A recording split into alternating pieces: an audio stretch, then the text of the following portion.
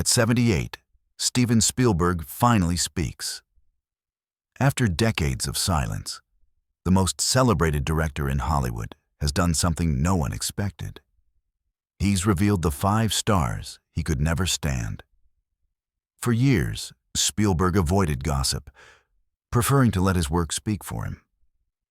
But insiders say that, in private, he carried quiet disappointments, names that symbolized betrayal, arrogance, and the slow decay of artistry in modern cinema. Hollywood, he once said, used to be about dreams. Now it's about who can shout the loudest. Now, after a lifetime of making legends, he exposes the other side. The egos that broke his trust and the moments that still haunt him behind the camera. 5 names, 5 stories, each one revealing a truth Spielberg never dared to share until now. And with that, we begin his list, the 5 stars Steven Spielberg despises the most. Starting with number 5. Number 5, Oliver Stone. For decades, Steven Spielberg and Oliver Stone represented 2 sides of American cinema. Spielberg, the dreamer. Stone, the cynic. But behind the camera, admiration quickly turned to disdain. It began in the early 1990s, when Stone publicly mocked Saving Private Ryan, calling it patriotic propaganda for people afraid of guilt. Insiders say Spielberg heard the comment during a private dinner in Malibu and never forgot it. To Spielberg, that was more than criticism. It was betrayal. He had lost friends in Vietnam. The film was personal. Stone, himself a Vietnam veteran, should have known better. A producer close to Spielberg recalled that moment vividly. Steven didn't raise his voice. He just said, "He makes war about politics. I make it about people." From then on, their relationship turned cold. When the 2 men found themselves seated together at the 2002 Oscars, Spielberg reportedly stood up and changed tables. "It wasn't pride," said a friend. "It was principle." The real sting came later, when Stone released World Trade Center in 2006. Spielberg was asked if he'd seen it. His answer was simple and sharp. "No, I've lived it once. I don't need a lecture about it." That line echoed through Hollywood. 2 directors, once seen as kindred spirits, had become philosophical enemies. For Spielberg, Stone embodied what he feared most, a storyteller who preached louder than he listened. "Cinema should heal," Spielberg once said, "not divide." And in that belief, Oliver Stone became the first name on a list built not from hatred, but from deep, disappointed respect. Number 4, M. Night Shyamalan. When M. Night Shyamalan released The Sixth Sense in 1999, Steven Spielberg was one of the first to call him the next great storyteller. But within a few short years, that admiration soured into something colder, disappointment. Insiders say Spielberg once tried to mentor Shyamalan in the early 2000s, inviting him to Amblin Studios to discuss a potential collaboration. The 2 shared a love for mystery and emotion, but not ego. During their meeting, Shyamalan reportedly interrupted Spielberg several times, insisting that his storytelling style was too sentimental for the modern audience. Spielberg smiled politely, but later told a colleague, "He's brilliant, but he's already building his own pedestal." The partnership ended before it began. When Signs became a hit, Shyamalan gave an interview crediting himself as the only director who still makes Spielberg-type movies. That quote, insiders say, infuriated Spielberg. He copied the emotion, but missed the humanity, Spielberg told a friend. Years later, when The Happening flopped, reporters asked Spielberg for his opinion. His answer was soft, but cutting. Every filmmaker gets humbled eventually. That's how we learn.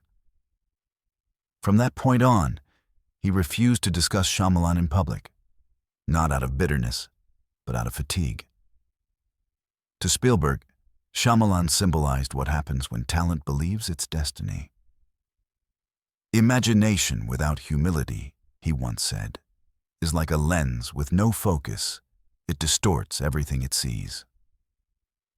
That lesson, he admitted privately, was one of the hardest he ever learned. Number 3. Edward Norton. To Steven Spielberg, film is a symphony, a collaboration of hundreds working toward one heartbeat. To Edward Norton, it's a solo performance. That difference, insiders say, turned mutual respect into quiet contempt. Their paths crossed in 2005 when Spielberg considered Norton for a leading role in Munich. The meeting was brief and disastrous. According to a studio executive, Norton arrived late, then spent most of the discussion explaining how he would rewrite the character's emotional logic. Spielberg listened patiently, then closed his notebook. "The story's not broken," he said calmly. "It just needs truth, not theory." Norton didn't take it well.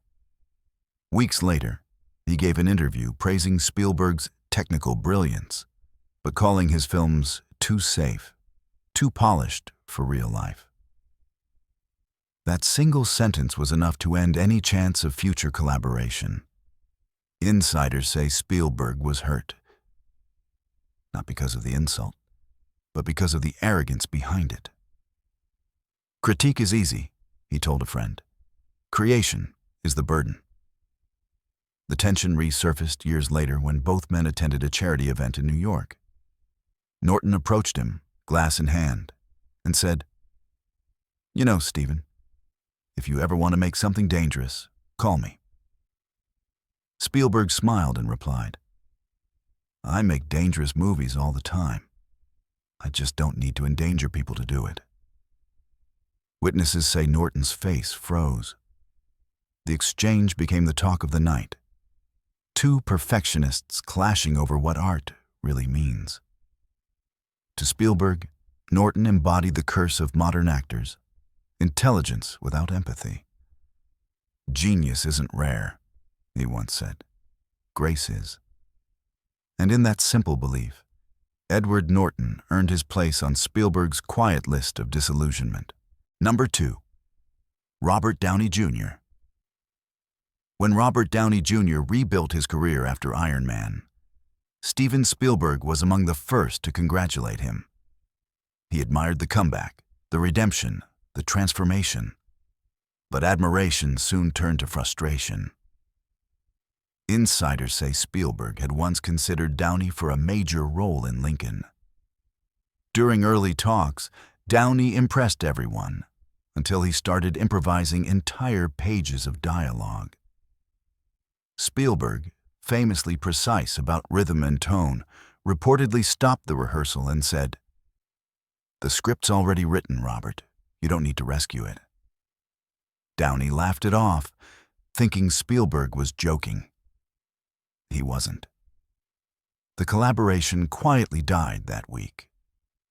Months later, Downey gave an interview praising Spielberg's genius for family entertainment, adding that he himself preferred stories that were less calculated. Those words, according to a producer close to Spielberg, cut deeper than they seemed. "Steven doesn't make movies for families," the producer said. "He makes them for humanity."